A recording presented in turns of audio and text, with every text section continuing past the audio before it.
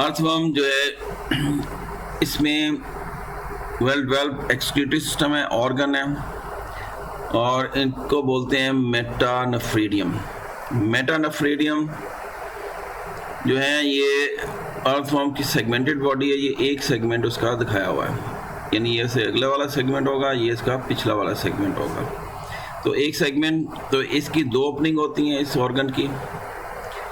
एक अपने से अगले वाले सेगमेंट के बॉडी स्पेस में ये ओपन होती हैं, ल्यूमन जिसको बोलते हैं। इसके ऊपर सीलिया होते हैं, ये मूव करते रहते हैं, यहाँ से वेस्ट को ये कलेक्ट करते हैं। इस एंड को बोलते हैं नेफ्रिडियोस्टोम। तो नेफ्रिडियोस्टोम वेस्ट को कलेक्ट करेगा इंक्लूडिंग वाटर।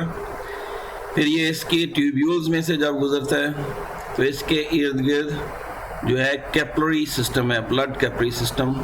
तो यहाँ पे रीअब्जॉर्प्शन होती है, ज़रूरत का साल्ट और वाटर को दोबारा से ये रीअब्जॉर्ब करता है, और फाइनली ये पहुँचता है इसके एंड वाले हिस्से में जिसको ब्लैडर कहते हैं, यानी यूरिनरी ब्लैडर कह लें।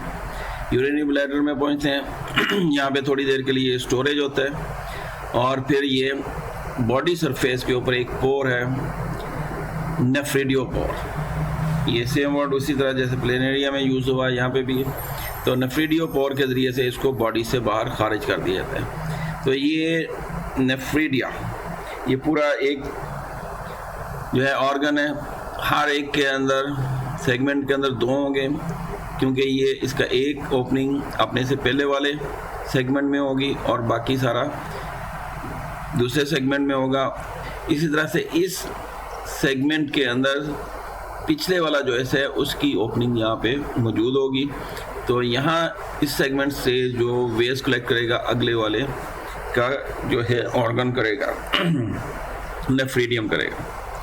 तो इस तरह से ये हर सेगमेंट में इनको पेयर्स में कंसिडर किया जाता है। तो अर्थवर्म जो है तो ट्यूबुलर एक्सक्रीटरी सिस्टम है, तो क्या नाम देते हैं इसको? मेटानेफ्रीडियम।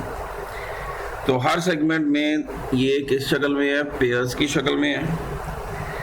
तो सिस्टम में इंटरनल सिलेटेड ओपनिंग है जिसको नेफ्रोस्टोम कहते हैं, यानी ये नेफ्रोस्टोम है, सिलेटेड है, जो मूव करती रहती हैं सीलिया।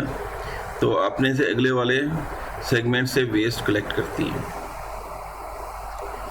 इमर्स मतलब उसमें डूबी होती हैं, उसके फ्लूइड में, ल्यूमन के अंदर जो है फ्लूइड के अंदर सिलेमिक फ्लूइड कहते हैं जिसको, और ये कैप्रीज का नेटवर्क है। तो ये अपने से अगले वाले सेगमेंट से ये वेस्ट कलेक्ट करेगा, फिर इसको ट्यूब के अलॉन्ग मूव करेगा, फिर इसके ऊपर ब्लड कैप्रीज है, ये रीअब्जॉर्ब करेगा ज़रूरत की चीज़ें यानी वाटर सॉल्ट्स वगैरह को, और बाकी जो बचेगा एंड पे ये ब्लैडर के अंदर कलेक्ट करता है। तो ये पूरा सारा नेफ्रिडियम को लाएगा, और जो लेफ़्ट ओवर होगा वो वेस्ट यानी यूरिन होगा। तो ये नेफ्रिडियम, इसके इर्द गिर्द जो है ये ब्लड कैप्रीज नेफ्रिडियम के, और फिर यहाँ से ये ब्लैडर हो गया, ब्लैडर के बाद ये नेफ्रिडियोपोर्स। फिर अगले वाला ऑर्गेनिज्म है कॉकरोच। तो कॉकरोच आपकी बुक पेज नंबर 10 पे है, एक्सक्रीशन इन कॉकरोच। तो इसमें भी कुछ एक्सेप्शन है दूसरे एनिमल्स की निस्बत। तो बॉडी 3 हिस्सों पर मुश्तमिल होती है, हेड, थोरैक्स, एब्डोमेन। तो डाइजेस्टिव ट्रैक इसका है, ये शो किया हुआ है। इसमें गट कहते हैं इसको, 3 हिस्सों में डिवाइड करते हैं, फोरगट, ये सिक्के हैं, एप्टिक सिक्के, उसके बाद मिड गट के बाद ये हाइंड गट। तो मिड और हाइंड गट के बीच में यहाँ पे एक ट्यूब्यूल्स का सिस्टम है जिनको मेलपिजियन या मेलपिगियन ट्यूब्यूल्स कहा जाता है। एक्चुअली ये वाहिद एनिमल्स हैं जिनका एक्सक्रीटरी सिस्टम डाइजेस्टिव सिस्टम के साथ अटैच है। इसके अलावा जितने भी एनिमल्स हैं उनमें डाइजेस्टिव ट्रैक या सिस्टम बिल्कुल अलग होगा और एक्सक्रीटरी सिस्टम बिल्कुल अलग होता है। तो इसमें एग्जांपल कॉकरोच इंसेक्ट्स कहलाते हैं, यानी इंसेक्ट्स में आते हैं। तो ये ओवरऑल जो ग्रुप है इनको आर्थ्रोपोड्स कहा जाता है। ये पानी में भी पाए जाते हैं, खुश्की में भी। यहाँ पे कॉकरोच है, कॉकरोच की बात करें तो ये टेरेस्ट्रियल आर्थ्रोपोड्स में आएगा, इंसेक्ट्स में आएगा।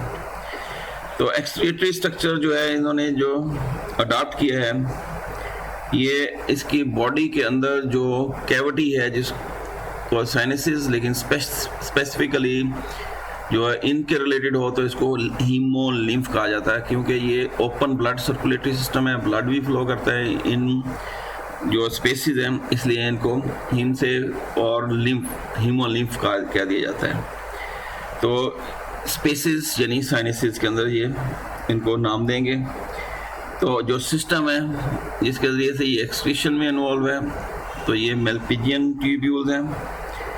तो ये मेलपिजियन ट्यूब्यूल्स का एक एंड फ्री मूव करता है इन स्पेसिस साइनसिस के अंदर, फ्लूइड हीमोलिम्फ के अंदर, और उसके अंदर जो वेस्ट मटेरियल है इनको कलेक्ट करता है और कहाँ फेंकता रहता है।